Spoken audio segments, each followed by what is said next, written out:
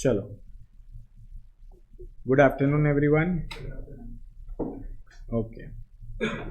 So now today we are starting with your paper number 2. ठीक है, that is your law. अब पहले तो समझो कि सिलेबस क्या है. पहले सिलेबस का आइडिया देता हूँ मैं थोड़ा बहुत, फिर हम इसको कैसे पढ़ने वाले ये सारा मैं आइडिया शेयर करूँगा, and then finally we will start with an act today. ठीक है, अब तुम्हारा जो सिलेबस है इसके अंदर कितने चैप्टर्स है टोटल. सबसे पहला तुम्हारा है इंडियन कॉन्ट्रैक्ट एक्ट. ठीक है, उसके बाद तुम्हारा है सेल ऑफ गुड्स एक्ट. अब ये जो दोनों है ना, ये दोनों सिमिलर है. सी मैं तुमको पेयरिंग बताता हूँ. ठीक है, तुम लोग तुम्हारा इंडेक्स पेज खोलो. इंडेक्स पेज मतलब फर्स्ट पेज. हाँ, फर्स्ट पेज पे सिलेबस दिख रहा है तुम लोग को. अरे फर्स्ट मतलब वो फर्स्ट नहीं रे. हाँ हाँ हाँ. तो वहां पर सबसे पहले तुम लोग को इंडियन कॉन्ट्रैक्ट एक्ट और सेल ऑफ गुड्स एक्ट मिलेगा. ठीक है, उसके बाद जो तुम्हारा थर्ड चैप्टर है, ठीक है, तो ये एक तुम्हारा सेगमेंट हो गया. Third chapter is your partnership act, Indian partnership act 1932. उसके साथ साथ तुम्हारा क्या है नेक्स्ट, LLP एक्ट. ठीक है, ये एक तुम्हारा सेगमेंट हो गया. बराबर, ये दो तुम्हारे सेगमेंट हो गए. उसके बाद एक और एक्ट है तुमको. अच्छा, ऑब्वियसली फर्स्ट चैप्टर तुम्हारा एक जनरल है, मतलब बोलते हैं ना रेगुलेटरी फ्रेमवर्क, वो उसको मैं कोई चैप्टर नहीं बोलता. फिर एक तुम्हारा सेगमेंट, इंपॉर्टेंट सेगमेंट है, that is your company law. ठीक है, and last segment is your negotiable instruments act. Are you understanding? So this is all about your syllabus. अच्छा, जो पहले तुमको दिया है ना IRF, इंडियन रेगुलेटरी फ्रेमवर्क, ठीक है, that is not a chapter kind of a thing. उसमें से जो डायरेक्ट क्वेश्चंस आते हैं ना सिलेक्टेड, वो मैं तुम लोग को बता दूंगा कि कौन से क्वेश्चन आता है. और उसमें बस यही सब चीज़ें जो आज मैं स्टार्ट में तुम लोग को समझाओगे कि भाई लॉ क्या होता है, लॉ कैसे बनता है, वगैरह सब चीज़ें होगी. ठीक है, सो IRF अपन कल के लेक्चर में करेंगे. एक बार आज मैं स्टार्ट करने वाला हूँ LLP एक्ट से, बट उसके पहले मैं तुम लोग को बेसिक स्ट्रक्चर बताऊंगा. ठीक है, सुनो, ये तुम्हारा सिलेबस है. इसमें से सबसे इंपॉर्टेंट है तुम्हारा इंडियन कॉन्ट्रैक्ट एक्ट, जो एग्जाम में मिनिमम 40 मार्क का आता है. ठीक है, 100 मार्क के पेपर में से 40 मार्क का तो तुम क्या देखोगे, इंडियन कॉन्ट्रैक्ट एक्ट देखोगे. हर एक चैप्टर वाइज बाइफर्केशन में जैसे जैसे चैप्टर स्टार्ट करूंगा तुमको बताता जाऊंगा. ठीक है, एक बार पूरा सिलेबस खत्म हो गया फिर मैं तुमको पूरा बताऊंगा कि कौन से चैप्टर का क्वेश्चन कौन से क्वेश्चन नंबर में आता है. एग्जाम में तुम्हारे पास क्वेश्चन नंबर 1 इज कंपल्सरी. ठीक है, फिर क्वेश्चन 2, 3, 4, 5 और 6 में से any 4 you have to attempt. बराबर, तो ये तुम्हारा पैटर्न होता है. Are you guys aware about it? ठीक है, सो हर एक क्वेश्चन के अंदर सब क्वेश्चन होते हैं. जैसे देखो क्वेश्चन नंबर 1 है, तो क्वेश्चन नंबर 1 में A, B और C ये तो कंपल्सरी करना है. अब इसमें कॉन्ट्रैक्ट एक्ट तो रहेगा ही, शायद 2 क्वेश्चन भी कॉन्ट्रैक्ट एक्ट के हो सकते हैं. तो मैं पूरा पेपर भी डिस्कस करवाऊंगा, कौन से एक्ट कौन से क्वेश्चन नंबर में आता है, everything I will tell you. ठीक है, तुमको कैसे पढ़ना है. सी लॉ में ना इंपॉर्टेंट क्या होता है, नॉट जस्ट एक टीचर का पढ़ाना, तुम खुद कैसे पढ़ते हो वो भी बहुत इंपॉर्टेंट है. इसलिए ऑलमोस्ट 300-400 क्वेश्चन तुमको मैं लिखवाऊंगा. ठीक है, मतलब एज एन असाइनमेंट. वो असाइनमेंट मिनिमम 200-300 क्वेश्चन तो है. ठीक है, फिर जो एडिशन आते जाएंगे वो मैं तुम लोग को करवाऊंगा. तुमको बस क्या करना है, यहाँ पर मैं लॉ पढ़ाते वक्त तुम लोग को कुछ समरी नोट्स या चार्ट्स बनवाऊंगा. ठीक है, समरी नोट्स एंड चार्ट्स ये अपन क्लास में लिखेंगे. क्लास में यहाँ पर मैं लिखवाऊंगा तुम लोग को, कुछ चीज़ें डिक्टेट कराऊंगा, कुछ यहाँ पर बोर्ड पे प्रेजेंट होगी. ये क्या करेगा, तुमको लॉ समझने में मदद करेगा. ठीक है, उसके बाद तुमको क्या करना है, तो ये चीज़ क्लास में होगी. ठीक है, डेफिनेशंस वगैरह सब अपन क्लास में ही करेंगे. घर पे जाके तुमको क्या करना है, मैं तुमको जो असाइनमेंट्स वगैरह प्रोवाइड करूँगा, क्वेश्चन आंसर्स, तो क्वेश्चन आंसर्स ना तुम लोग को घर पे जाके लिखने पड़ेंगे. डेली का मैं तुम लोग को 2-2 क्वेश्चन का ही टारगेट दूंगा, 2 या 3 क्वेश्चन. ठीक है, दैट वी विल डिसाइड. वो क्वेश्चन आंसर तुमको कैसे लिखना है, पहले क्वेश्चन आंसर को 3 से 4 बार रट्टा मारना है, थोड़ा लर्न करना है. सी एक बात बताता हूँ, ये लॉ है. ठीक है, ये तुम्हारा इको OC नहीं है कि हाँ हम लोग ने हेड पॉइंट रट लिया फिर अंदर का मसाला खुद से लिख देंगे. That is not how it works. तुमको क्या करना है, तुमको लॉ को समझना भी है एंड उसको लीगल लैंग्वेज में याद भी रखना है. एक बात बता रहा हूँ, पहले दिन तुमको ऐसा लगेगा हे भगवान इतना सारा, बट जिस दिन तुम्हारा मेरा लास्ट लेक्चर रहेगा ना, उस दिन तुम्हारे दिमाग में पूरा लॉ बैठ जाएगा। बट दो चीज़ें हैं, क्वेश्चन आंसर प्रैक्टिस करना है। ये क्वेश्चन आंसर प्रैक्टिस तो मेरा सिलेबस होने के बाद भी चालू ही रहेगा। Are you understanding? क्योंकि 300 क्वेश्चन क्या तुम मेरे साथ 20 दिन में नहीं लिख के ख़त्म करोगे, समझ में आ रहा है? तो इसीलिए your job is to continuously write the question answers. Question answers लिखना क्यों है? क्योंकि ये एमसीक्यू पेपर नहीं है। इको में मैंने कुछ तुमको ऐसे बोला था कि रिटर्न प्रैक्टिस करो वगैरह। Law is a return paper, if you will not right you will forget it, ठीक है? साथ ही साथ रिवीजन तुमको करना पड़ेगा। मैं थोड़ी बहुत इंपॉर्टेंट चीज़ें रिवाइज कराऊंगा, बट तुमको घर से भी रिवाइज करना है। अब देखो, ये तुम लोग को समझ में आ गया what is the structure of the class. I need 2 notebooks, 1 is for the classes and 1 is for homework, ठीक है? Return practice assignment you will have to do, otherwise पूरा का पूरा जो अभी मेहनत कर रहे हो ना क्लास में, पूरा वेस्ट हो जाएगा। क्योंकि क्या होगा पता है, जैसे जैसे मैं एक एक्ट से दूसरे एक्ट में जाऊंगा, अगर तुम ये क्वेश्चन आंसर्स रिवाइज करोगे तो तुमको वो सारी चीज़ें रिकॉल होगी। अदरवाइज कैसा होगा पता है, तुम सब चीज़ें भूल जाओगे। Getting my point? अब एकदम बेसिक स्ट्रक्चर से मैं स्टार्ट करता हूँ, ठीक है? आज now I am starting with the subject, ठीक है? सो लॉ में पहली बात तो मुझे एक बात बताओ, लॉ का मतलब क्या होता है? What do you understand by law? Okay, so rules and regulations. So इसने बोला लॉ मतलब rules and regulations. What's your name? I forgot. Aditya. So Aditya बोल रहा है कि लॉ का मतलब होता है रूल्स एंड रेगुलेशंस। तो अब ये क्यों ज़रूरी है? क्या लॉ मतलब लॉ होना चाहिए? क्यों होना चाहिए? अपनी मनमानी कोई ना कर पाए। जैसे फॉर एग्जांपल लेते हैं, चलो आदित्य क्या करता है? आदित्य तेरे को 2 व्हीलर 4 व्हीलर सब चलाने को आते हैं? ओके, तो आदित्य क्या करता है? चलो आदित्य के पापा उसको सीए फाउंडेशन पास होने पे मर्सिडीज देते हैं, मर्सिडीज बेंज, ठीक है? वो बस की बात नहीं कर रहा हूँ मैं, मर्सिडीज बेंज गाड़ी की बात कर रहा हूँ। तो मर्सिडीज बेंज उसको दिया। अब आदित्य ने क्या किया?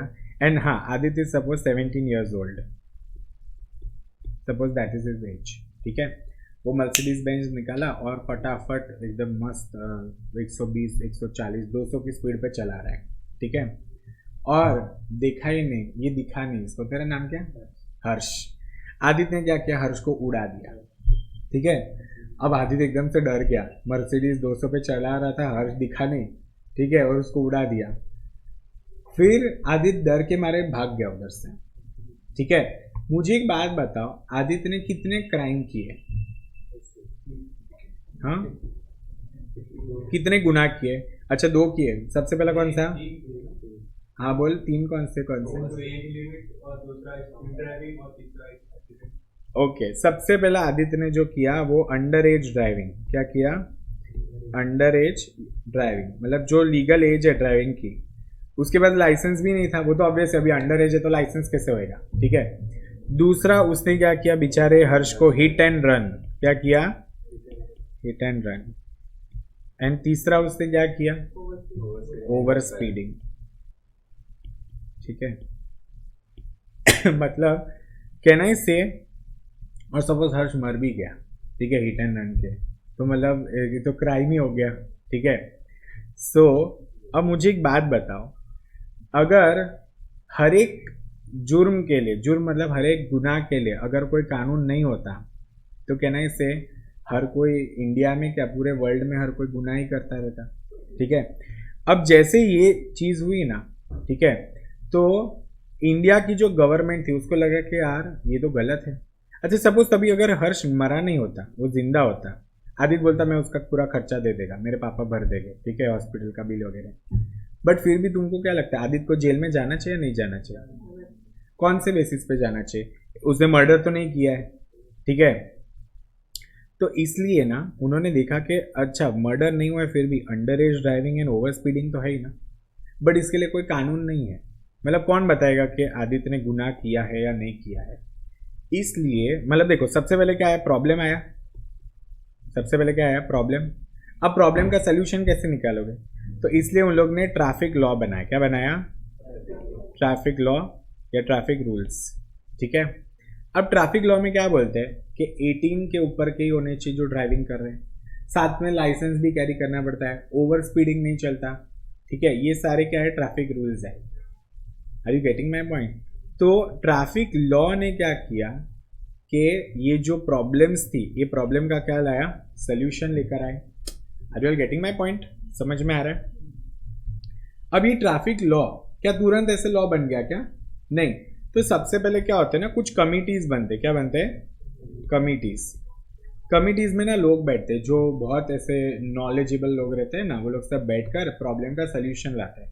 जैसे हमारे घर में भी कोई प्रॉब्लम आता है तो हमारे मम्मी पापा दादा दादी बैठ के कोई प्रॉब्लम का सोल्यूशन ढूंढते हैं, वैसे लोग क्या करते हैं, कमेटी फॉर्म करते हैं, उसमें ना एक बिल बनाते हैं। बिल मतलब क्या कि एक ड्राफ्ट जैसा रहता है कि भाई ट्रैफिक के रिलेटेड क्या क्या रूल्स होने चाहिए।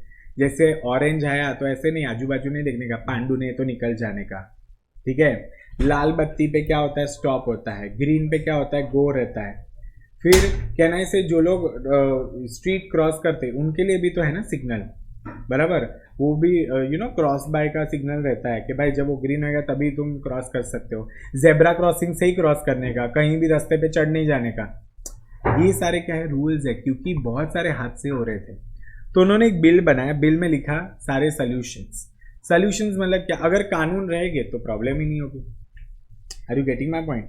तो बिल बनाया। बिल कहाँ जाता है? अब देखो, इंडिया जब आज़ाद हुआ ना तो हम लोग ने कॉन्स्टिट्यूशन बनाया। क्या बनाया? कॉन्स्टिट्यूशन। कॉन्स्टिट्यूशन ऑफ इंडिया कब बना था? ये 1950 में बना था और 51 में पास हो गया था, ठीक है। मतलब इससे 26 जनवरी को जो अपन रिपब्लिक डे मनाते हैं, तो 1950 या 1951 में ये आया था कॉन्स्टिट्यूशन। सो कॉन्स्टिट्यूशन के अंदर ना, जब ये बाबा साहेब अम्बेडकर ने कॉन्स्टिट्यूशन बनाया था, constitution is the most important thing in India, ठीक है। उसके अंदर बहुत सारे आर्टिकल्स है। क्या है? आर्टिकल्स। अब आर्टिकल्स जो है ना, आर्टिकल्स, ये आर्टिकल्स के अंदर बहुत सारे अलग अलग शेड्यूल्स होते हैं और इन सब में ना कुछ एंट्रीज रहती है। क्या रहता है? एंट्रीज। देखो तुम पहली बार लॉ पढ़ रहे हो तो जो मैं बोल रहा हूँ ना उसको एज इट इज एब्जॉर्ब करो। कुछ नया सीख रहे हो ना, तो कुछ नया सीखते तो उसमें ज्यादा लॉजिक नहीं ढूंढते, ठीक है। You just need to absorb it.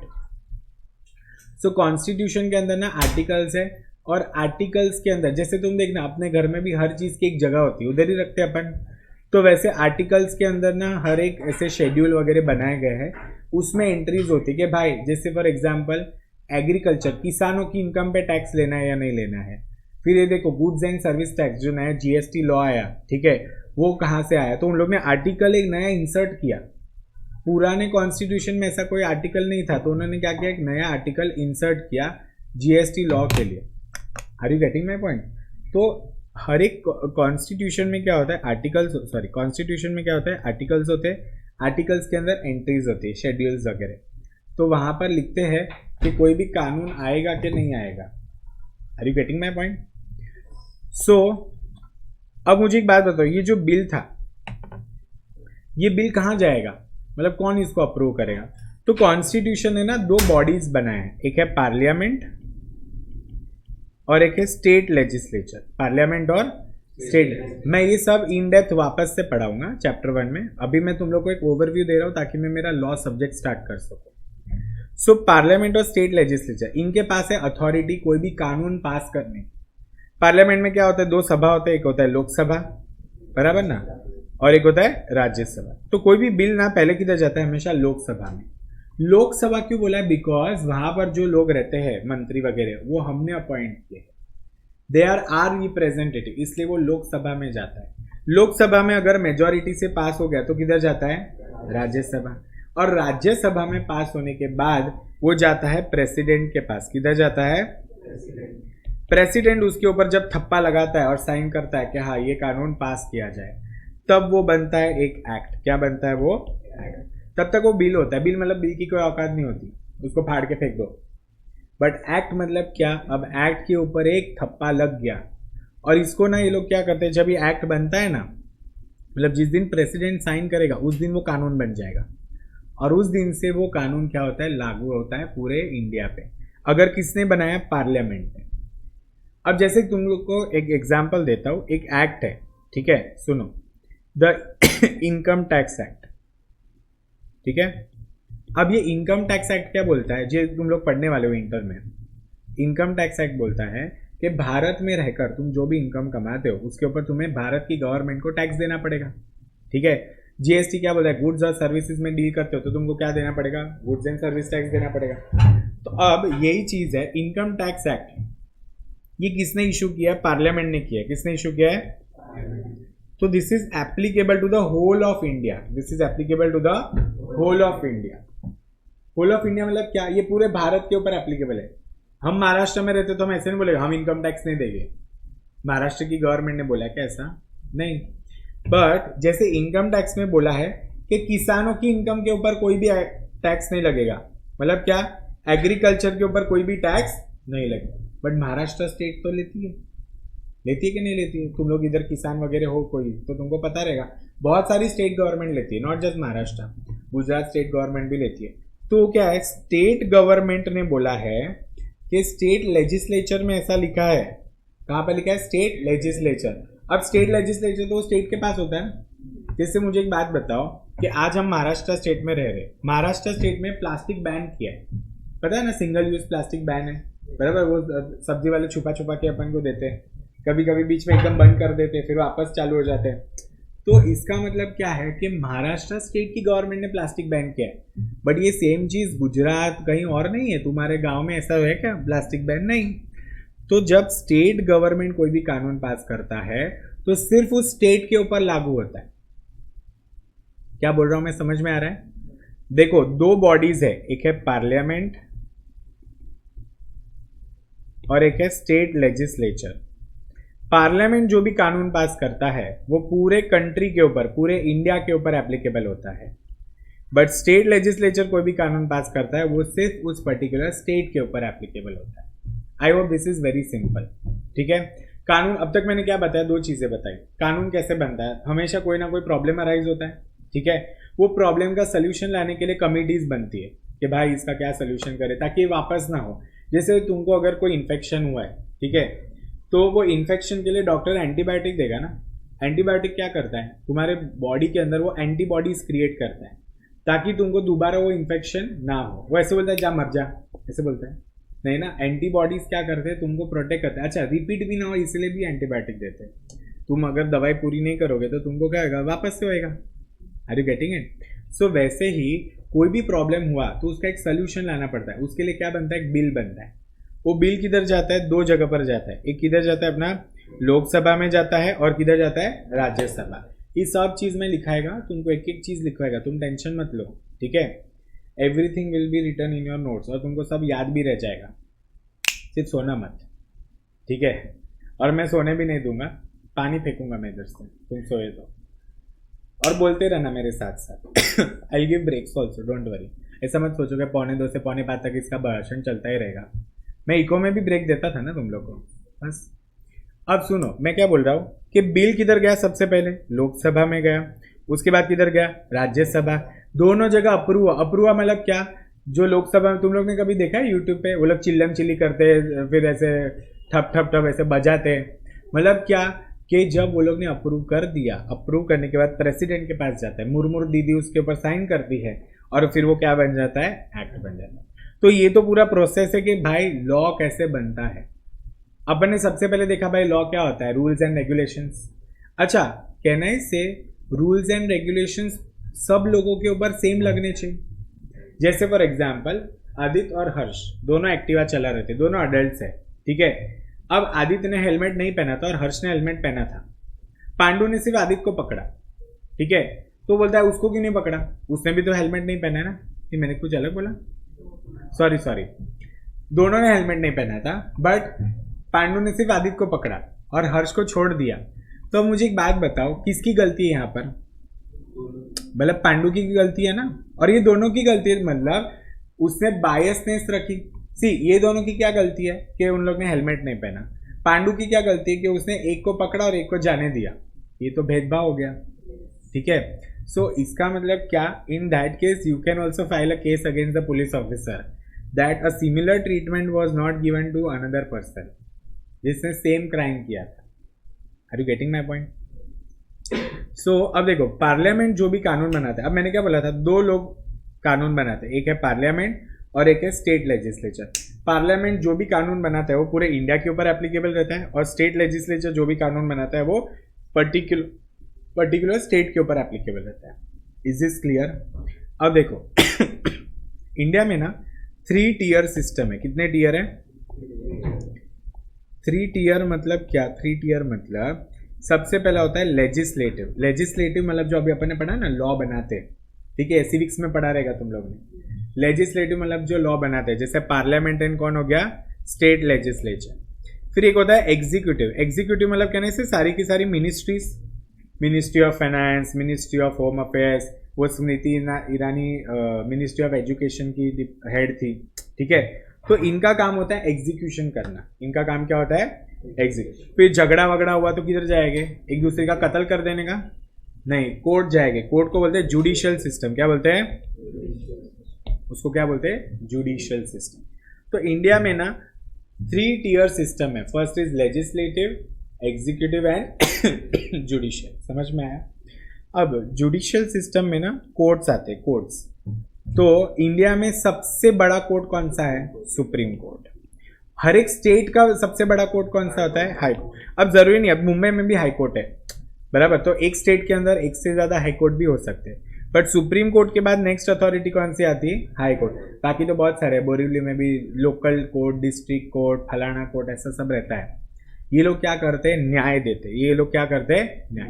But कहना इससे ये लोग न्याय कैसे देंगे? जो कानून बना है उसको ही पढ़ के न्याय देंगे, उसको समझ के न्याय देंगे ना।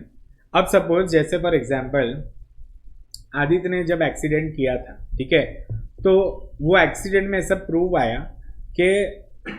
प्रूफ हुआ कि इसने जानबूझ के उसके गाड़ी के सामने उड़ी मारी थी, ठीक है, ये जानबूझ के सामने आ गया था, ले मुझे लेकर जा मर्सिडीज में। अब मुझे एक बात बताओ, क्या इसमें आदित्य का पूरा कसूर था? नहीं।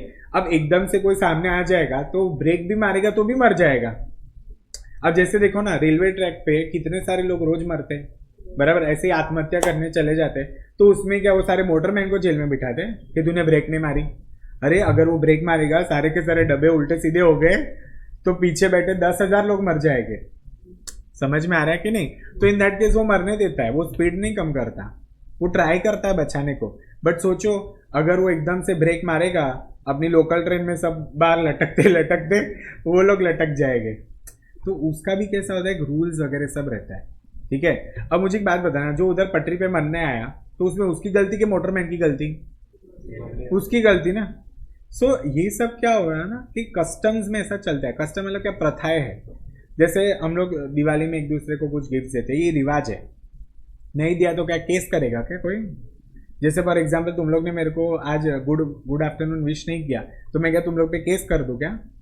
नहीं चलता है। बट हाँ, तुम लोग ने मेरे परमिशन के बिना मेरे बॉटल को छुआ, मेरी घड़ी को छुआ, मेरा फोन लेके चले गए तो मैं तुम पे केस कर सकता हूँ। अब देखो, क्राइम भी ना 2 टाइप का होता है। तुम लोग को पता है कितने टाइप का क्राइम होता है? You know that? एक होता है क्रिमिनल ऑफेंस, एक कौन सा होता है? क्रिमिनल, और एक होता है सिविल ऑफेंस। अब सुनना ध्यान से, जब मैं बोलता हूं क्रिमिनल ऑफेंस मतलब क्या? जैसे इसने क्या किया, हर्ष ने मेरे हाथ से घड़ी छुड़ाकर भागने को ट्राई किया, मतलब चोरी करने को, ठीक है, but that was a snatching thing. अब उसने जब ये किया ना तो मेरा इधर का नस फट गया और मेरा खून बहने लगा, एग्जाम्पल, ठीक है। या तो फिर पता है बहुत सारे चेन स्नैचर रहते हैं तो किसी का गला वाला कट जाता है वगैरह सब, तो ये क्या है? ये क्रिमिनल ऑफेंस है। वो कैसे पूछ के गया क्या मैं आपकी घड़ी चुराऊं? बट सपोज अगर हम लोग का कॉन्ट्रैक्ट था, मेरा और हर्ष का कॉन्ट्रैक्ट था कि मैं तुझे पढ़ा रहा हूं तो तुझे मेरे को फीस देना पड़ेगा, बराबर। अब वो मेरे को फीस नहीं देता है तो उसका मतलब क्या? उसने मेरा खून किया है क्या? मैं फिर भी उसके ऊपर केस कर सकता हूँ, that will be a civil offence, क्योंकि उसने कॉन्ट्रैक्ट को ब्रीच किया।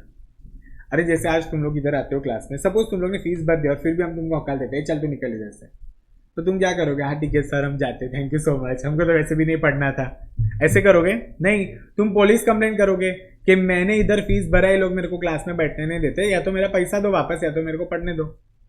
तो that is a civil offence. क्या हमने इधर तुमको मारा क्या? नहीं मारा, बट हमने जो कॉन्ट्रैक्ट था वो परफॉर्म नहीं किया, तो एक सिविल ऑफेंस जैसा हो जाता है। समझ में आ रहा है तुम लोग को? Is this clear? तो जहां पर किसी को मारने का इंटेंशन भी होता है ना, इंटेंशन, अटेम्प्ट टू मर्डर, बराबर, that is also criminal offence. तो क्रिमिनल ऑफेंस के लिए इंडियन पीनल कोड में क्रिमिनल प्रोसीडिंग्स लिखा है, बराबर। इंडियन पीनल कोड में क्रिमिनल प्रोसीजर जो रहता है ना, कि जैसे फॉर एग्जांपल इसने क्या किया, अटेम्प्ट टू मर्डर किया, बराबर। तो अटेम्प्ट टू मर्डर के ऊपर क्या चार्जेस लगते हैं, क्या पेनल्टी होती है, क्या सजा होती है। इसने सपोज खून ही कर डाला, अब 1 खून करो या 100 खून करो, एक ही बार फांसी होने वाली है, बराबर। तो हर सोचता है मैं 1000 खून कर देता हूं, ठीक है। सो क्रिमिनल ऑफेंस का सारा जो बोलते हैं ना, कैसे उसको रूल वगैरह सब जो लिखा रहता है वो आईपीसी में लिखा रहता है, इंडियन पीनल कोड।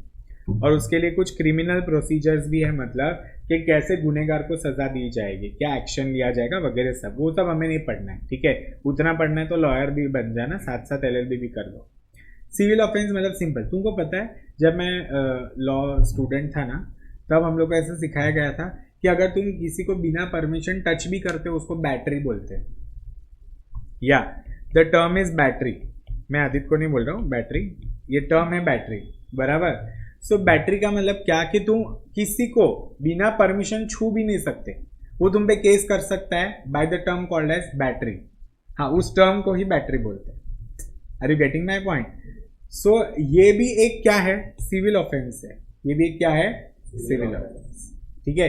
फिर सपोज जैसे फॉर एग्जाम्पल के आगे पता है कि तुमको के आगे खाई है, ठीक है, और तुम चुप रहने का भी गुनाह होता है, तुमने किसी को सतर्क नहीं किया। जैसे एक बेसिक एग्जांपल देता हूँ, हम जो सारे प्रोडक्ट्स खरीदते हैं, सपोज कुरकुरे खरीदते हैं, अब मैं जैन हूँ, अगर कुरकुरे ने पीछे ना लिखा होता इंग्रेडिएंट्स में कि इसमें कांदा लहसुन है और मैं उसको खा लेता, तो मैं उसके ऊपर भी केस कर सकता था, क्योंकि उसने इन्फॉर्म नहीं किया ना कि इसमें कांदा लहसुन है।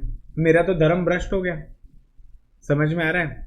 अब सपोज आदित्य एक बड़ा सेलिब्रिटी है, ठीक है, और आदित्य को तुम ऐसे टपली मारते हो उसके अवार्ड फंक्शन में वगैरह, तो वो तुम पे केस कर सकता है। वो क्रिमिनल ऑफेंस है, सारे सिविल ऑफेंस है। तुमने उसकी रेपुटेशन, सपोज जैसे फॉर एग्जाम्पल अब मैं इतना बड़ा आदमी, मेरा बैंक सिर्फ 2 करोड़ का चेक डिसऑनर कर देगा, बराबर, मैं पूरी बैंक खरीद सकता हूँ, उसके बदले मेरा 2 करोड़ का चेक डिसऑनर करेगा, तो मेरी रेपुटेशन पे आता है ना, तो मैं उसके बैंक के ऊपर भी केस कर सकता हूँ। तो ये सब जो मैंने अभी तुम लोग को आइडिया दिया ना, दैट वाज अबाउट लॉ, ये लॉ क्या होता है। अच्छा, लॉ क्यों चाहिए, वरना तो हर जगह क्राइम्स ही होते रहेंगे, ये सारे ऑफेंस ही होते रहेंगे। लॉ कैसे बनता है, कौन बनाता है, ये सब मैंने आज तुम लोग को एक बेस स्ट्रक्चर बताया। Is this clear? अब देखो, इसको चैप्टर 1 को पूरा वापस से मैं लूंगा, बट आज जो मुझे स्टार्ट करना है ना, that is your LLP act, ठीक है। Understand the LLP act, it is a very interesting act.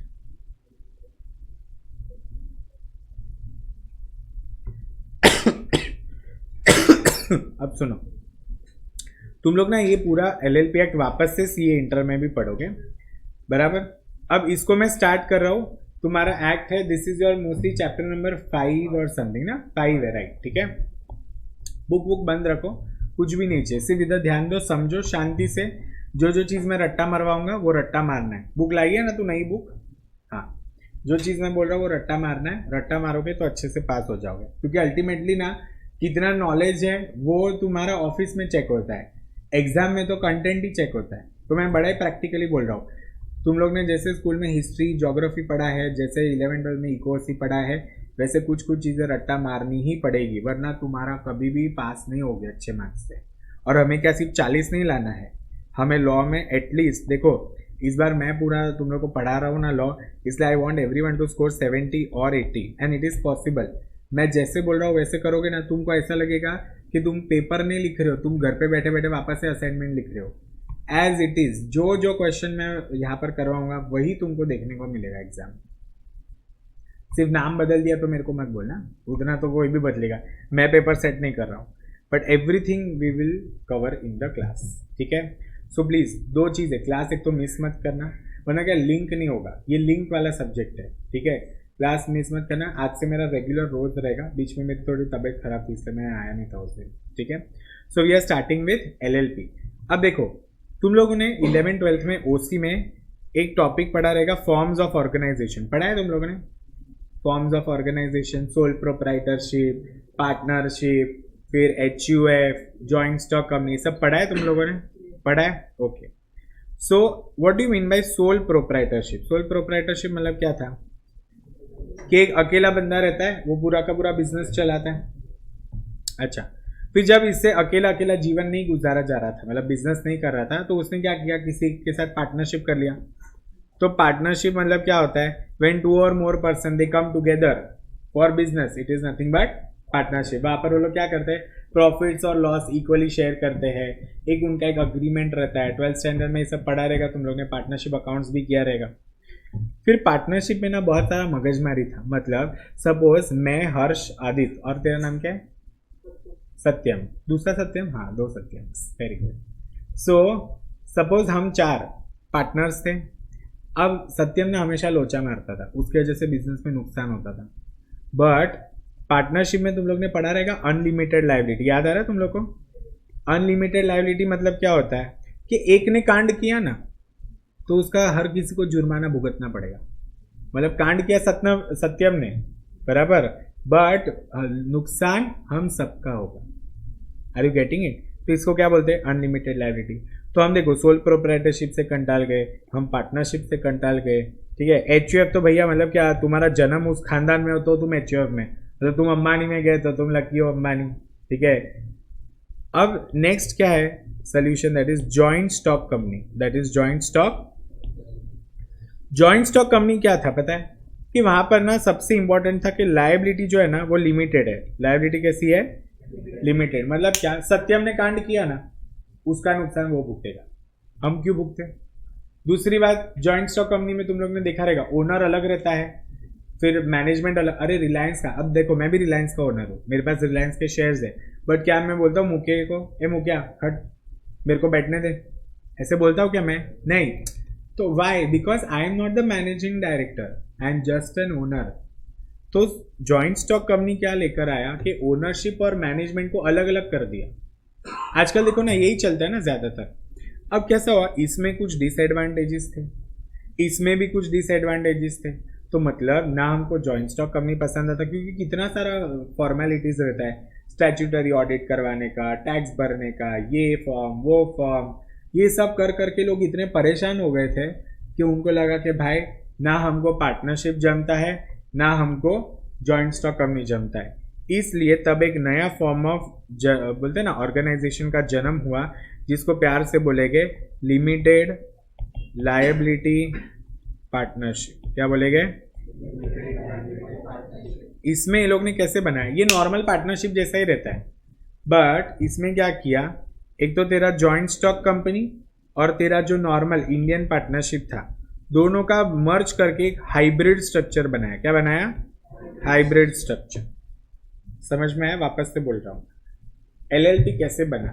तो देखो पार्टनरशिप में कुछ डिसएडवांटेजेस थे, जॉइंट स्टॉक कंपनी में कुछ डिसएडवांटेजेस थे, दोनों डिसएडवांटेजेस को हटा दिया। क्या कर दिया? दोनों डिसएडवांटेजेस को, दोनों के एडवांटेजेस लेके एक हाइब्रिड मॉडल बनाए। उस हाइब्रिड मॉडल को क्या बोलते हैं? LLP, that is limited liability partnership. Is this clear everyone? समझ में आया तुम लोग को? तो व्हाट इज एलएलपी? ये एक फॉर्म ऑफ ऑर्गेनाइजेशन ही है। अभी बच्चों को 5 टाइप ऑफ ऑर्गेनाइजेशन आते हैं, एक तो sole proprietorship, HUF, partnership, LLP, and 5वां कौन सा है तुम्हारा? Joint stock. पक्का समझ में आया? अब मैंने एलएलपी स्टार्ट कर दिया है।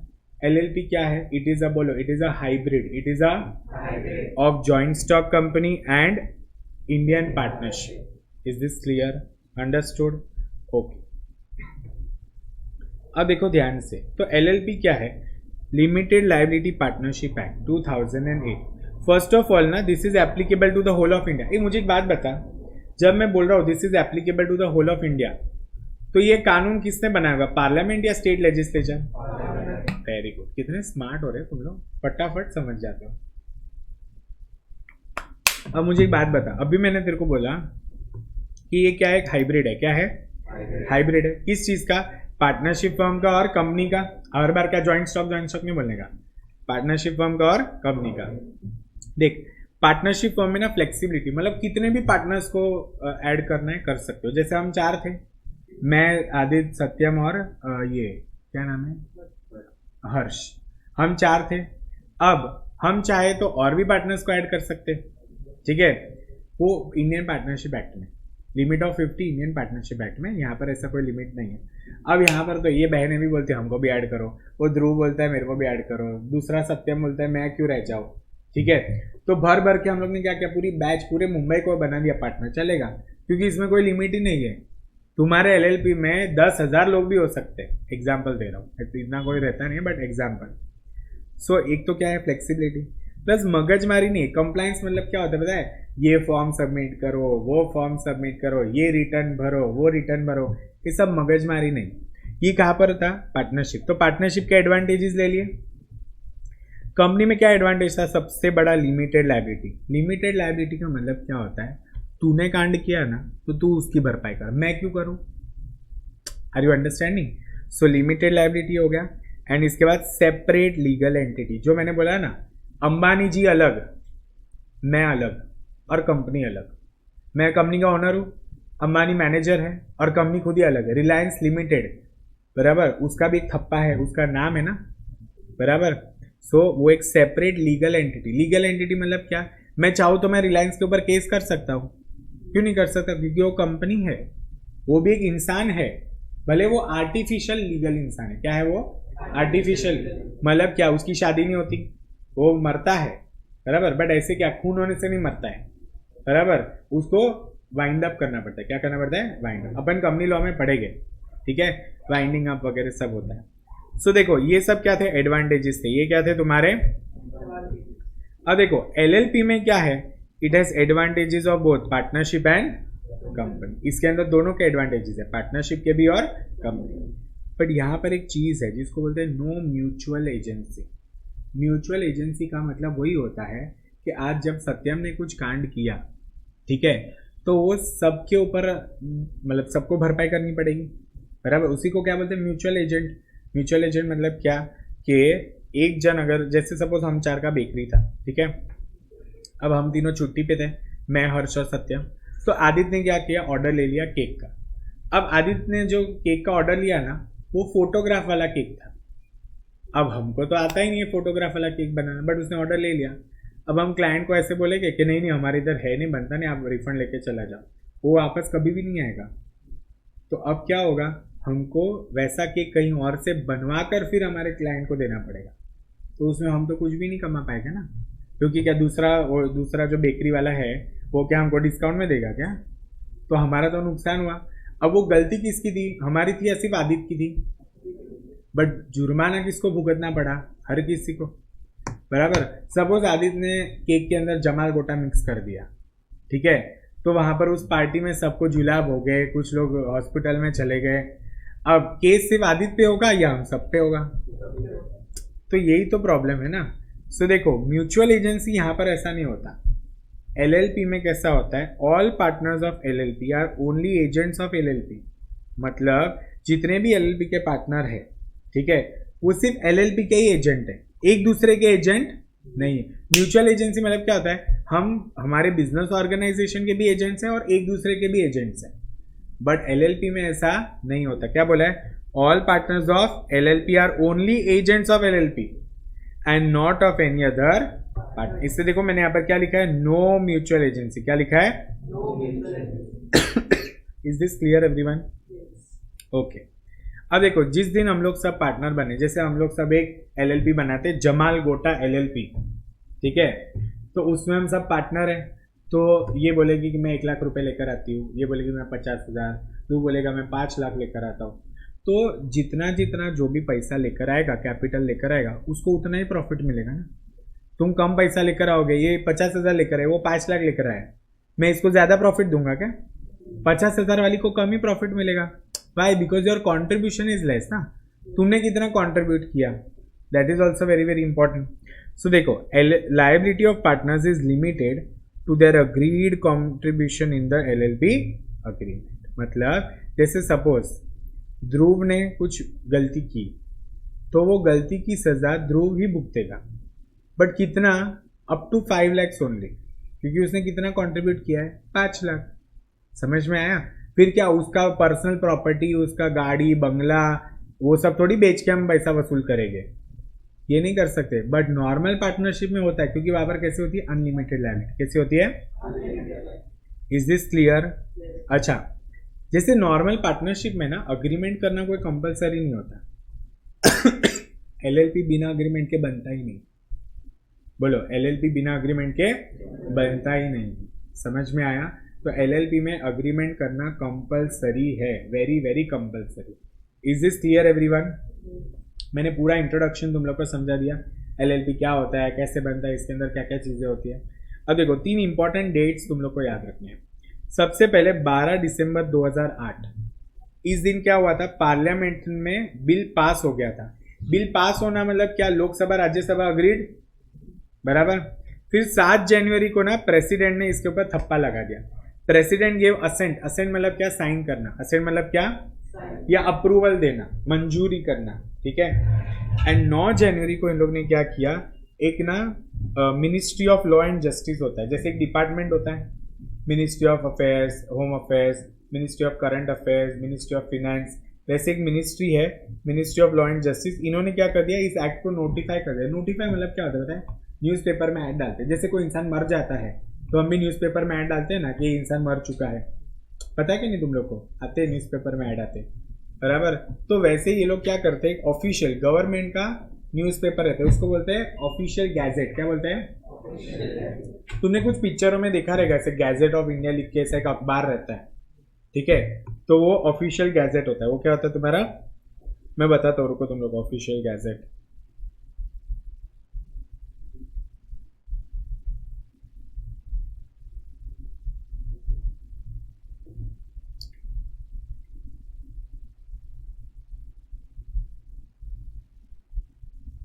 ये देखो, ये दिख रहा है तुम लोगों को, ऐसा रहता है ऑफिशियल गैजेट, ऐसा गवर्नमेंट का ऐसा न्यूज़पेपर जैसा रहता है।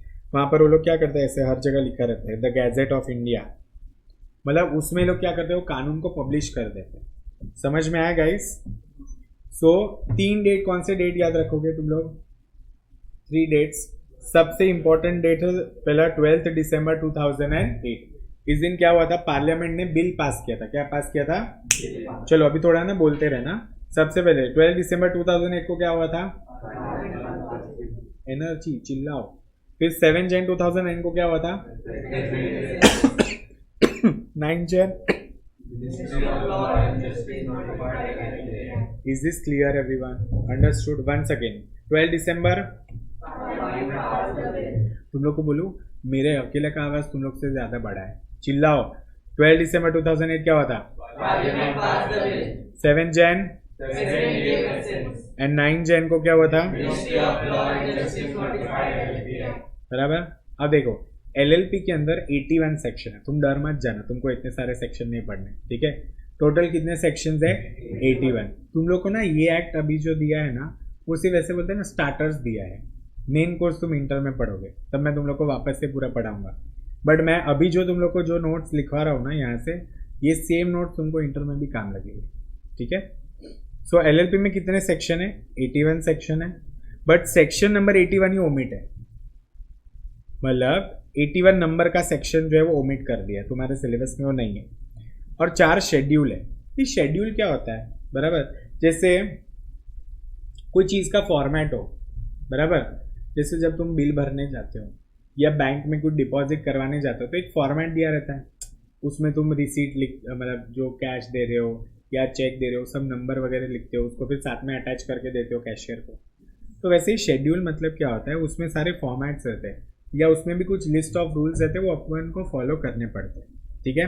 तो कितने शेड्यूल है, 4। कितने हैं, 4। सबसे पहला शेड्यूल बोलता है mutual rights and duties of partner. मतलब अगर एलएलपी का अग्रीमेंट नहीं है, जैसे हम सब लोगों ने ना कोई अग्रीमेंट नहीं किया, तो पता कैसे चलेगा कि हम सब लोग क्या काम करेंगे, किसका क्या जिम्मेदारी रहेगा, how will we come to know. तो वो हम लोग कहाँ पर पढ़ेंगे, शेड्यूल नंबर 1 में। हमें कोई शेड्यूल नहीं पढ़ना है, सिर्फ पता होना चाहिए कि शेड्यूल 1 में क्या है, mutual rights and duties of a partner, ठीक है। अब देखो, जब मैंने क्या बोला था, एलएलपी एक नया फॉर्म ऑफ ऑर्गेनाइजेशन है। एलएलपी क्या है, एक नया फॉर्म ऑफ ऑर्गेनाइजेशन है। तो बहुत सारे लोग इसमें कन्वर्ट भी हुए रहेंगे ना, तो कन्वर्ट कैसे होने का, जैसे फॉर एग्जांपल मेरा एक पार्टनरशिप फर्म है और मुझे एलएलपी में कन्वर्ट होना है, तो उसका कोई तरीका रहेगा ना जिससे मैं कन्वर्ट हो। तो उसके लिए मुझे क्या करना पड़ेगा, शेड्यूल 2 फॉलो करना पड़ेगा। क्या फॉलो करना पड़ेगा, शेड्यूल 2 में क्या लिखा है, कन्वर्जन ऑफ फर्म इनटू। फिर अगर सपोज मैं एक प्राइवेट कंपनी हूं तो मैं कौन सा शेड्यूल फॉलो करूंगा, शेड्यूल नंबर। तो शेड्यूल 3 फॉलो करूंगा तो मेरे को क्या पता चलेगा कि प्राइवेट कंपनी कैसे एलएलपी में कन्वर्ट होता है। फिर अगर मैं एक पब्लिक कंपनी हूं, अगर मैं क्या हूं, एक पब्लिक कंपनी, ऑब्वियसली अनलिस्टेड ही होगा ना, ठीक है। तो कैसे मुझे एलएलपी में कन्वर्ट होना है, इसके लिए मुझे शेड्यूल नंबर 4 फॉलो करना पड़ेगा। तो कितने सेक्शन है टोटल एलएलपी में, 81 सेक्शन है, बट सेक्शन नंबर 81 क्या है, ओमिट है। कितने शेड्यूल है, 4। चलो बोलो शेड्यूल नंबर 1 क्या है, schedule 2, schedule 3, schedule 4, one second, schedule 1, schedule 2, schedule 3, schedule 4। समझ में आया, बराबर। चलो स्टार्ट राइटिंग।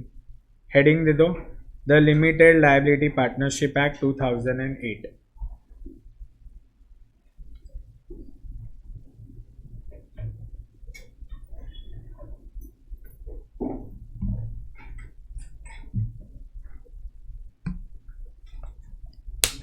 फ्रेश नोटबुक ना एवरीवन, तू नहीं लाया, अभी ब्रेक दूंगा तब लेकर आना।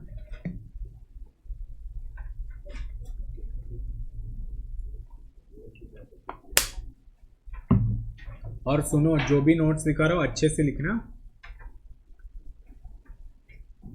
क्योंकि ये इको की तरह मैं अपलोड नहीं करने वाला कहीं पर भी, इसलिए क्लास में ही लिखो अच्छे से, वरना पूरा लेक्चर बैठ के देखना पड़ेगा।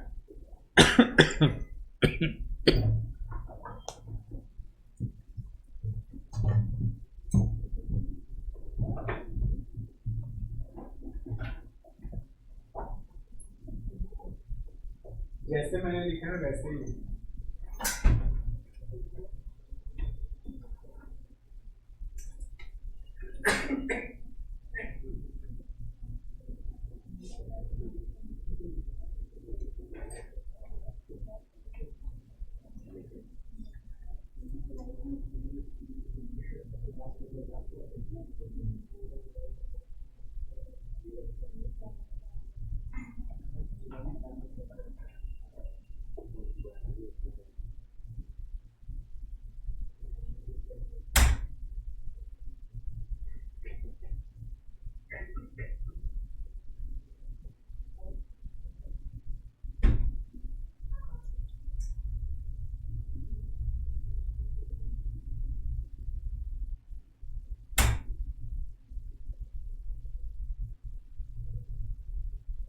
अभी तक जो भी मैंने 1 घंटा प्रवचन दिया समझ में आया,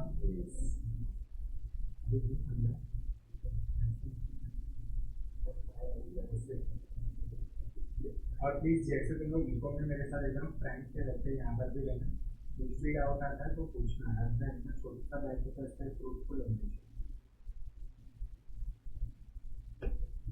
बैच खत्म होगा तब गड़बड़।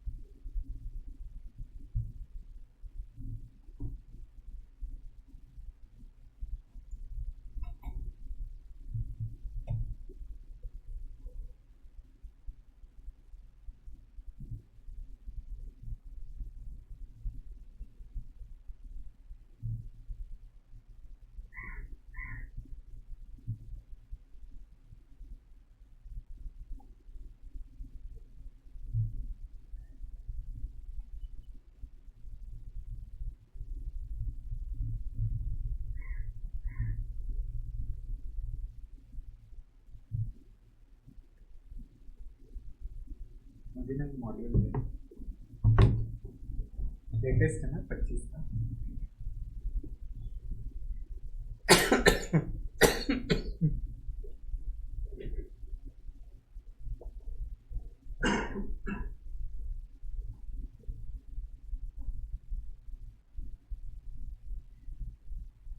करो स्क्रॉल और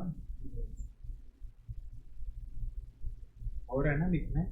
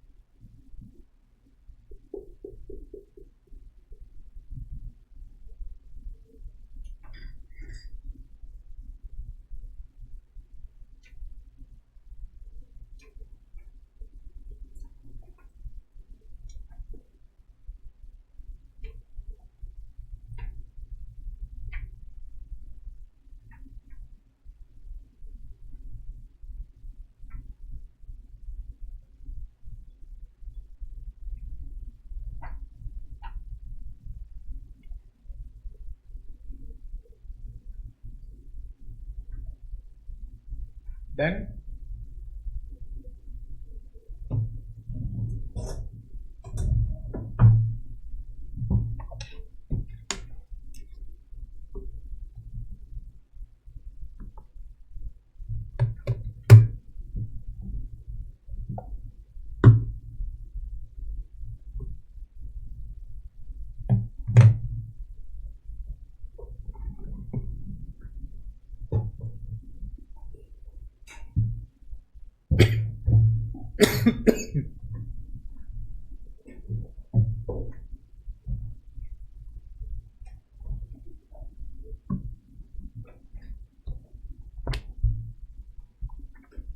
आगे बढ़े। अभी तक जो भी पढ़ा है समझ में आया? पक्का? चलो, अब ये एलएलपी हम लोग क्यों लेकर आए, उसका कुछ कारण तो होगा, मतलब कि कुछ एडवांटेजेस या ऐसा कुछ रहेगा। तो देखो, सबसे पहला एडवांटेज जो है ना एलएलपी का, कि भाई लिमिटेड लायबिलिटी। लिमिटेड लाइबिलिटी मतलब क्या कि अगर मैंने कुछ कांड किया है, ठीक है, तो मेरा जितना भी कैपिटल रहेगा उसमें से उसका बोलते हैं ना लॉस जाएगा। जैसे for example, if I have made an offence worth ₹50,000, ठीक है, तो 50,000 वो लोग क्या करेंगे, मेरे कैपिटल में से माइनस कर देंगे, समझा। बट मुझे एक बात बताओ, जहां मैंने कोई गलती नहीं की तो उसमें मेरा कोई लेना देना ही नहीं है, उसको क्या बोलते हैं, लिमिटेड लायबिलिटी। समझ में आया? Is this clear? अच्छा, सपोज मेरा कैपिटल है बिजनेस के अंदर 5 करोड़, कितना है, पर मैंने जो कांड किया, ठीक है, या कोई ऑफेंस किया, उसके वजह से मुझे फाइन आ रहा है 7 करोड़ भरने का। कितना? 7 करोड़। अब ये लोग क्या करेंगे, जितना 5 करोड़ है ना, ठीक है, जितना मेरा कैपिटल है उतना ही मेरा लायबिलिटी रहेगा। Are you getting my point? ऊपर का 2 करोड़ वो लोग क्या मेरा घर बेचकर नहीं निकाल सकते, बट वही नॉर्मल पार्टनरशिप रहता उसमें वो लोग तुम्हारा पर्सनल प्रॉपर्टी भी बेच के निकाल सकते हैं। मैं बताऊंगा तुम लोग को इसके बाद। एलएलपी के बाद next what I am going to take is Indian partnership act. तुम देखना वहां पर वो लोग तुम्हारा पर्सनल प्रॉपर्टी, तुम्हारा ज्वेलरी, तुम्हारा प्रॉपर्टीज, फिर तुम्हारा जो भी असेट रहेगा, कोई भी असेट को बेच कर वो लोग पैसा वसूल कर सकते हैं। तो सबसे पहला एडवांटेज समझ में आया, लिमिटेड लायबिलिटी। फिर क्या होता है, it is a body corporate. ये बॉडी कॉर्पोरेट का मतलब होता है, जब जब मैं तुम लोग को बोलूँ ना बॉडी कॉर्पोरेट, तो तुम्हारे दिमाग में 2 चीज याद आनी चाहिए, ठीक है। एक है सेपरेट लीगल एंटिटी। बोलो क्या याद आएगा? सेपरेट लीगल एंटिटी, मतलब कंपनी अलग और हम अलग, ठीक है।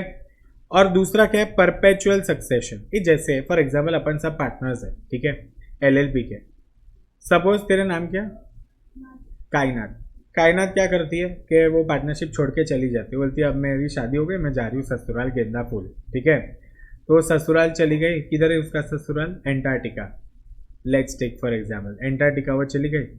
अब इसका मतलब ये थोड़ी कि हम बिजनेस बंद करके घर चले जाएंगे, बराबर। दी अदर डे आदित्य ने किसी का खून कर दिया, वो जेल में चला गया, तो थोड़ी ना हम बिजनेस बंद कर देंगे। हर्ष मर गया, एग्जाम्पल, ठीक है, तो थोड़ी ना हम बिजनेस बंद करेंगे। तो परपेचुअल सक्सेशन का मतलब क्या होता है, पार्टनर्स आएंगे और जाएंगे बट कंपनी तो चलता ही रहेगा, एलएलपी तो चलता ही रहेगा। Is this clear everyone? समझ में आया? तो परपेचुअल सक्सेशन और सेपरेट लीगल एंटिटी समझा, मतलब कंपनी अलग, उसके लोग अलग, ठीक है। No restriction on maximum number of partners. मैंने बोला ना कितने भी एलएलपी में पार्टनर्स बना सकते हैं, बट साथ ही साथ कॉस्ट ऑफ फॉर्मेशन, ये एलएलपी बनाने का ज़्यादा खर्चा नहीं होता, ठीक है। कंपनी में बहुत ज़्यादा खर्चा होता है कंपनी बनाने के लिए। लीगल फॉर्मेलिटी भी कम है एंड ईजी टू डिसॉल्व, ठीक है। These are the 7 advantages of LLP. Everyone understood? चलो once again let us recall. सबसे पहला एडवांटेज क्या है? मजा नहीं है, जोर से। नंबर 1, नंबर 2, नंबर 3, उसके बाद फिर उसके बाद उसके बाद नेक्स्ट, खत्म हो गया। Very good. Is this clear? चलो इसको लिखो, एडवांटेजेस ऑफ एलएलपी।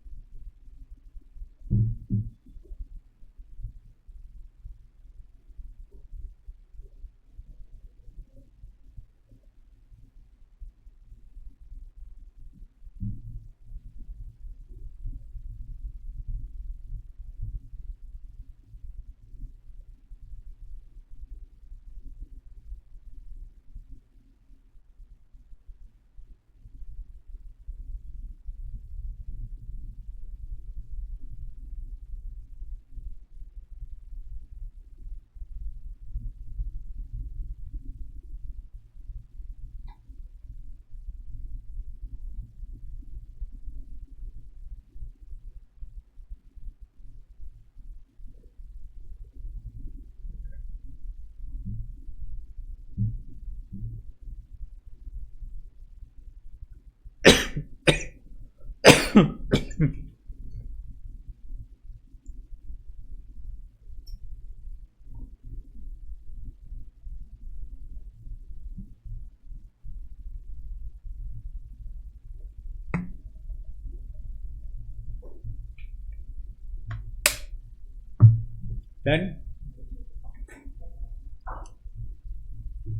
अब देखो ये जो आगे वाला ना, this is just an information कि मिनिस्ट्री ऑफ कॉर्पोरेट अफेयर्स, कौन सी मिनिस्ट्री इसको संभालती है?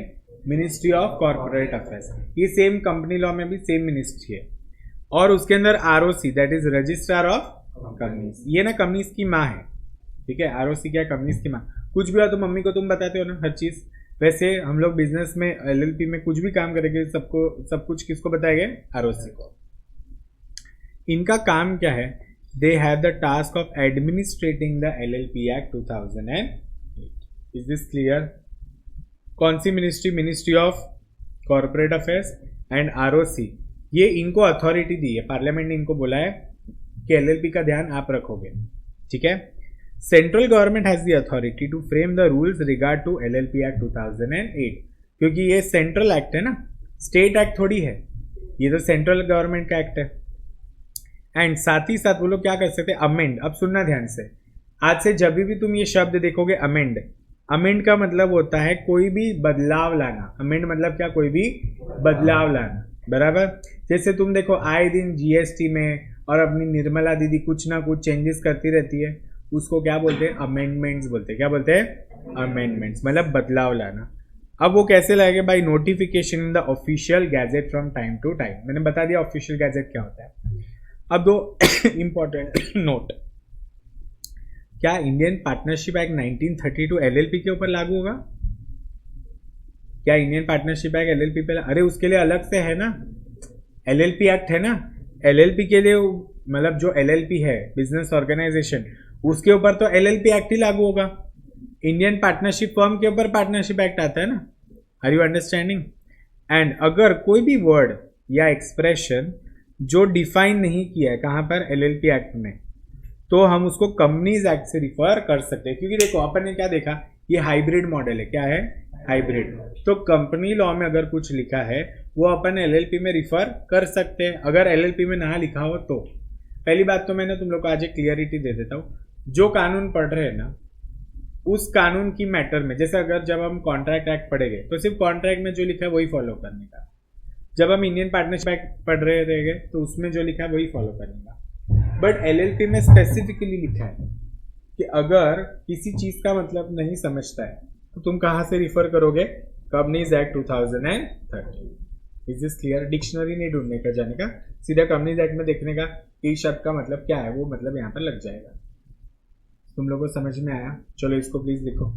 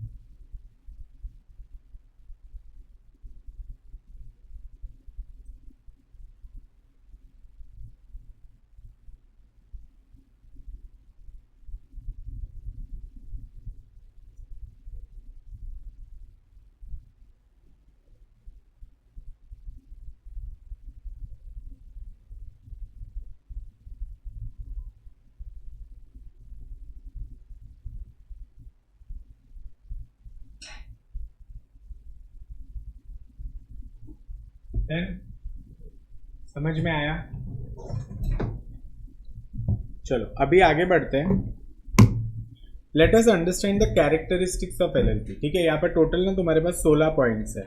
ठीक है, बड़े इंटरेस्टिंग है. जैसे तुम लोग ने ओसी में पढ़ा था ना, हर एक फॉर्म ऑफ ऑर्गेनाइजेशन के कैरेक्टरिस्टिक्स, वैसे 16 के 16 पॉइंट याद करना, मजा आएगा.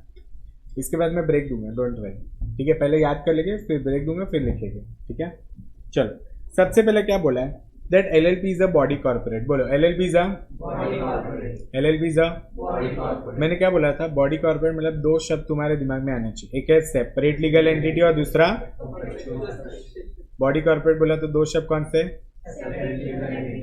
Perpetual succession. मतलब बॉडी कॉर्पोरेट मतलब any change in the partner of LLP shell not affect the existence.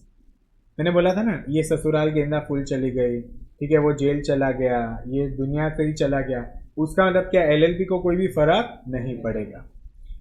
Shell not affect the existence, rights और liability of the LLP. Is this clear? पहला पॉइंट समझा.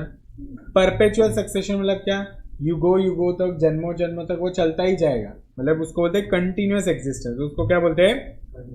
साथ ही साथ अब देखो यहाँ पर ये इसका पॉइंट है, capable of entering. Separate legal entity का मतलब क्या होता है कि it is capable of entering into contracts and holding property in its own name. जैसे एक एलएलपी का, एक कंपनी का खुद के नाम पे भी प्रॉपर्टी रहता है. ठीक है, कि जैसे ये रिलायंस का बिल्डिंग है तो इसका ओनरशिप कौन है, रिलायंस. ठीक है, तो Reliance is a body corporate, बराबर, मतलब it is a separate legal entity. And क्या बोला है, LLP separate from its partners. Is this clear? अब तक अपन ने 3 कैरेक्टरिस्टिक किए. सबसे पहला क्या है, एलएलपी मतलब दो चीज है, एक है सेपरेट लीगल एंटिटी और दूसरा परपेचुअल. सेपरेट लीगल एंटिटी मतलब क्या होता है कि it is capable of entering into contracts and holding property in its own name. मतलब वो कंप्लीट अलग है, वो उसका भी अस्तित्व है, उसका क्या है, खुद का एक अस्तित्व है. ठीक है. एंड परपेचुअल सक्सेशन मतलब क्या, कंटिन्यूअस एग्जिस्टेंस. परपेचुअल सक्सेशन मतलब क्या होता है, continuous existence. Is this clear? अब देखो, अगर तुम इसको ना मॉड्यूल में देखोगे ना, वेट आई जस्ट शो.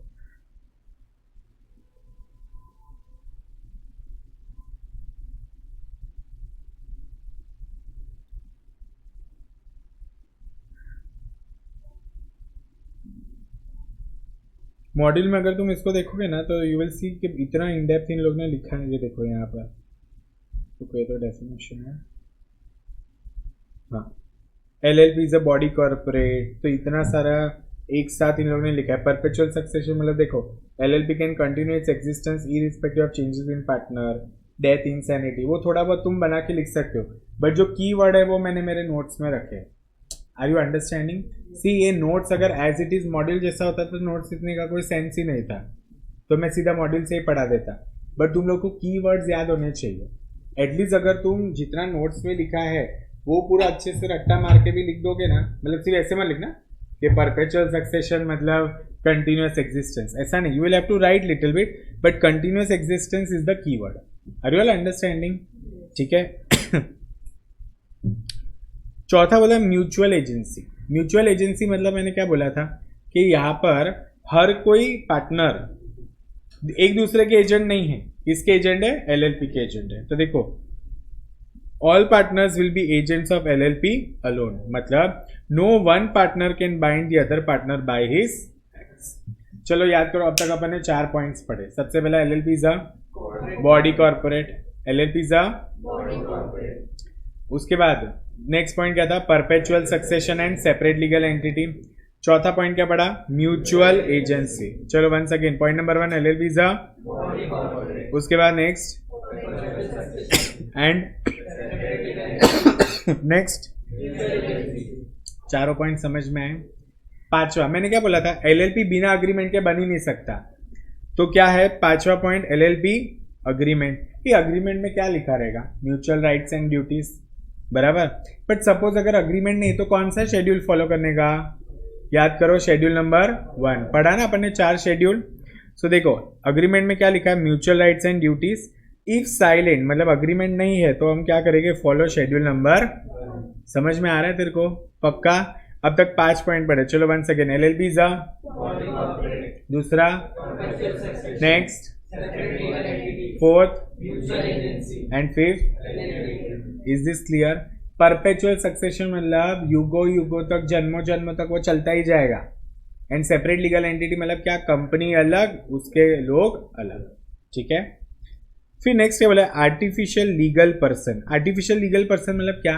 देखो, वो पागल नहीं हो सकता, ठीक है, वो उसकी शादी नहीं हो सकती कंपनी की, बट वो है, इसीलिए क्या वर्ड यूज किया? Artificial legal person. मतलब कंपनी के ऊपर केस हो सकता है, वो किसी और पे केस कर सकता है, ठीक है, बट और सारी जो इंसानों वाली हरकत है वो नहीं कर सकता। समझ में आया? So it is created by legal process, ठीक है। अब तक 6 पॉइंट पढ़े, चलो one second. LLP number 2 perpetual succession, number 3 उसके बाद फिर नेक्स्ट है कॉमन सील। जैसे तुम लोग का हर किसी का एक साइन है, साइन आता है ना तुम लोग को, तो वैसे एलएलपी कंपनी का भी एक साइन होना चाहिए ना। कंपनी, एलएलपी, सारे फॉर्म्स ऑफ ऑर्गेनाइजेशन, तो उनके साइन को बोलते हैं कॉमन सील। मतलब थप्पा रहता है, क्या रहता है? थप्पा, और उसके ऊपर कोई ना कोई साइन करता है। जैसे देखो अपना जो क्लासेस है, क्लासेस का एक स्टैम्प रहता है, उसके ऊपर या तो शर्मा सर या तो मैम साइन करके देते हैं। एग्जाम्पल, तुम लोग को तो रिसीट, ई रिसीट ही आता है ना सब लोग को, ठीक है, बट अगर हैंडी रिसीट होता है तो उसके ऊपर साइन एंड स्टैम्प होता है, बराबर। तो कॉमन सील क्या है? पहली बात तो ये ऑप्शनल होता है, जरूरी नहीं कि करना ही है, दिस इज ऑप्शनल। अगर बनाया है तो उसको अफिक्स करना पड़ेगा in the presence of at least 2 designated partner. Designated partner मतलब क्या होता है? जैसे जब तुम बैंक में कोई भी वो स्लिप वगैरह भरते हो, तो उसके ऊपर पता है वो लोग बैंक का स्टैंप लगाते हैं और उधर का वो कैशियर साइन करता है, तो कैशियर को अथॉरिटी दी है ना। वैसे डेजिग्नेटेड पार्टनर कौन है? देखो नॉर्मल सब पार्टनर है, बट उसमें से 2 जन को, जैसे मॉनिटर नहीं होता क्लास में, वैसे ये 2 क्या होते हैं? मॉनिटर होते हैं।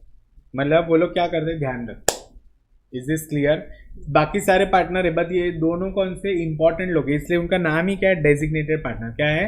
Designated partner. They are very important people, मतलब they will act as a representative of LLP. They will act as a represent, मतलब देखो सपोज अगर कुछ क्राइम हुआ और जेल में जाना पड़ा, तो एलएलपी को कैसे जेल में डालेंगे?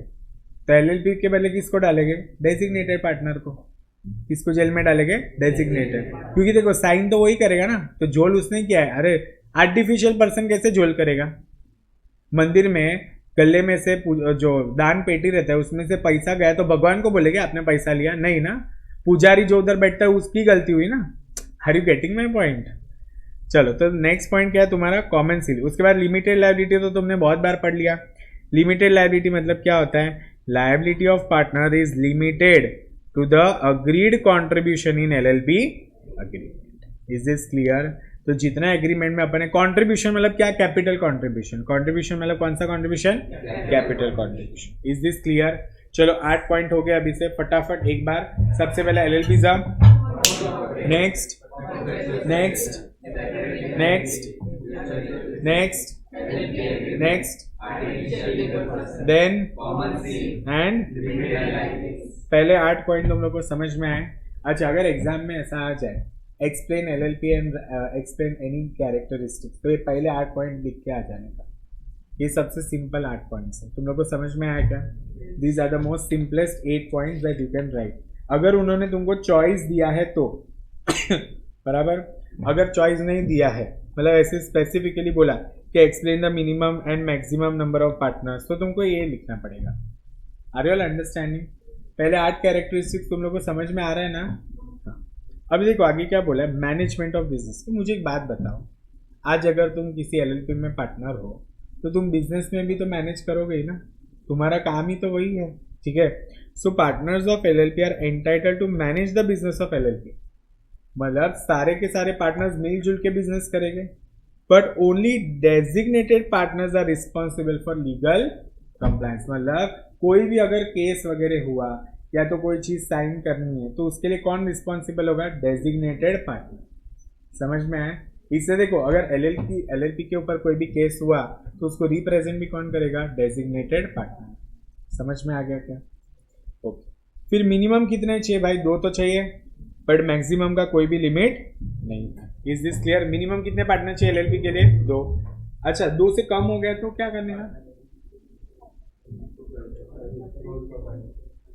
नहीं, सोल प्रोप्राइटरशिप नहीं होता, बट उसमें मैं तुम लोग को आज पढ़ाऊंगा कि अगर 2 से कम हो गया, सपोज तू और हर्ष, आदित्य और हर्ष 2 ही पार्टनर थे एलएलपी के, और हर्ष चला गया,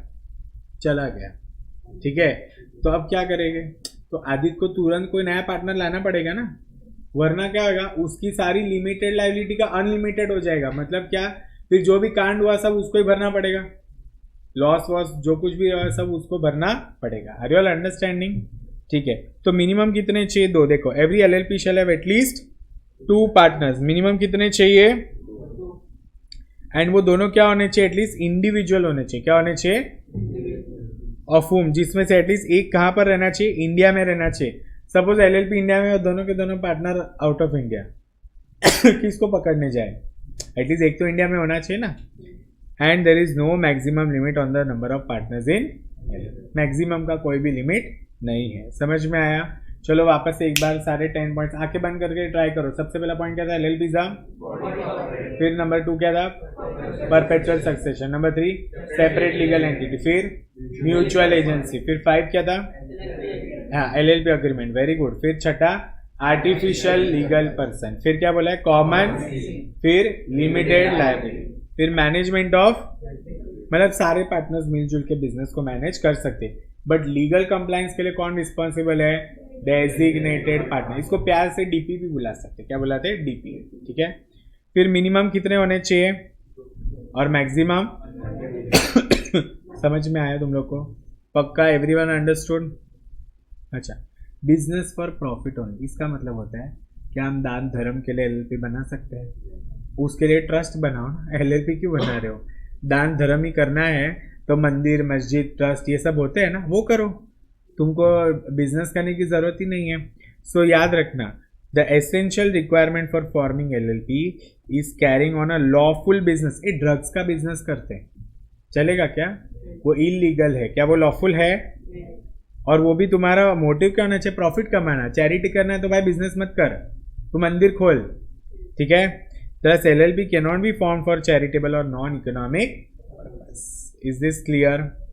Next, investigation. Is suppose ये दोनों बहन लोग हैं ना, ये लोग ड्रग्स वाला बिजनेस करते थे और एलएलपी चलाते थे। सेंट्रल गवर्नमेंट को लगा कुछ तो गड़बड़ है, क्यों इनके यहाँ पर इतने सारे बॉयज गर्ल्स सारे बुड्ढे भी आ जाते हैं प्रोडक्ट्स लेने के लिए, कुछ तो लोचा है। तो वो चाहे ना तो कभी भी इन्वेस्टिगेट करवा सकता है। कौन करवा सकता है? Central government. तो central government shall have powers to investigate the affair. कौन से अफेयर? Business affair. ठीक है।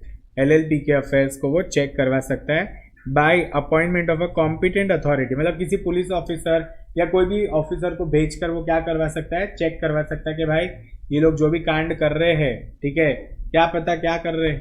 ठीक है। Are you getting my point? So 12वां पॉइंट क्या है? इन्वेस्टिगेशन। नेक्स्ट क्या है? कॉम्प्रोमाइज और arrangement. What do mean by compromise या अरेंजमेंट? जैसे सपोज अगर एक या एक से ज्यादा एलएलपी मिलजुल के कोई बिजनेस कर रहे हैं या कोई अग्रीमेंट कर रहे हैं, ठीक है, तो उसके लिए क्या फॉलो करने का? एलएलपी एक्ट 2008 फॉलो करने का। देखो क्या लिखा है? एनी कॉम्प्रोमाइज और agreement including merger and amalgamation. Merger मतलब क्या? जैसे वोडाफोन और आइडिया अलग अलग थे, अब वो लोग का मर्जर हो गया। सपोज वो दोनों एलएलपी थे तो उन लोग को किसके अकॉर्डिंगली बनाना पड़ेगा मर्जर?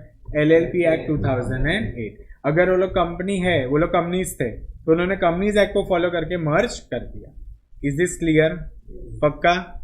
नेक्स्ट क्या है? Conversion of LLP. अपन ने पढ़ा ना शेड्यूल नंबर 2, 3 एंड 4। यस और नो? याद है कि नहीं?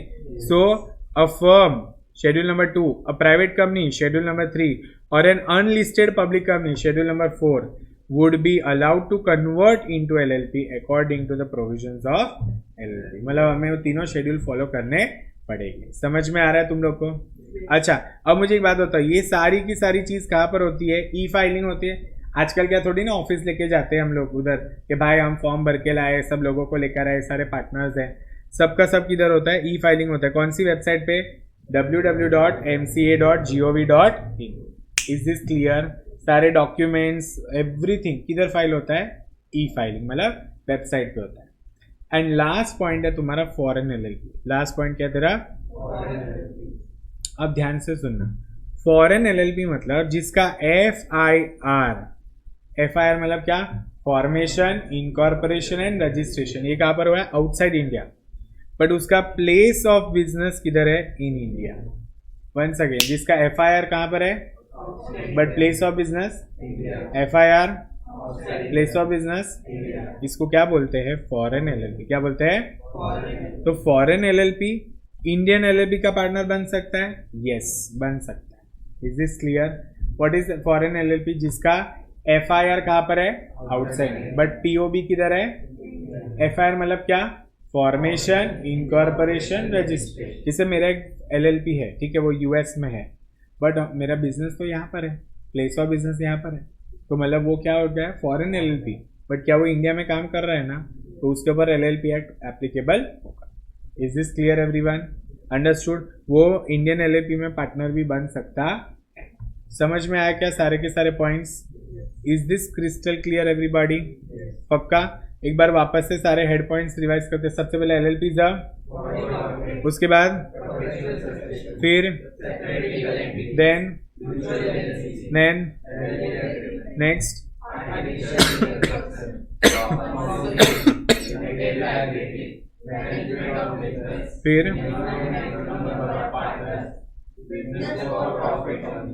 फिर उसके बाद नेक्स्ट